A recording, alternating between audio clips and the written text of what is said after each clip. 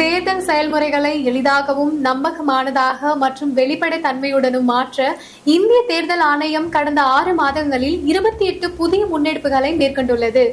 இந்த முன்னெடுப்புகளானது 6 பகுதிகளாக பிரிக்கப்பட்டுள்ளது.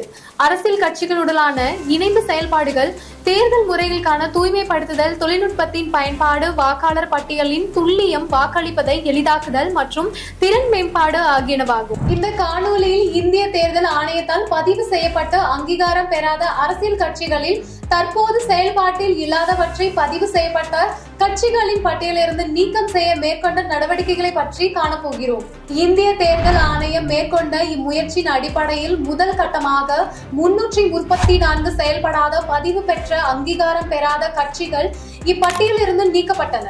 இந்த நடவடிக்கையானது கடந்த 2019 முதல் ஒரு தேர்தலில் கூட போட்டியிடாத அரசியல் கட்சிகள் மீது மேற்கொள்ளப்பட்டது. தற்சமயம் 2ஆம் கட்டமாக 476 அரசியல் கட்சிகள் அடையாளம் காணப்பட்டு அவற்றில் 474 கட்சிகள் பதிவு பெற்ற கட்சிகளின் பட்டியலிலிருந்து நீக்கம் செய்யப்பட்டுள்ளது. தமிழகத்தை பொறுத்தமட்டில் இதுவரை அத்தகைய 64 அரசியல் கட்சிகள் நீக்கம் செய்யப்பட்டுள்ளன.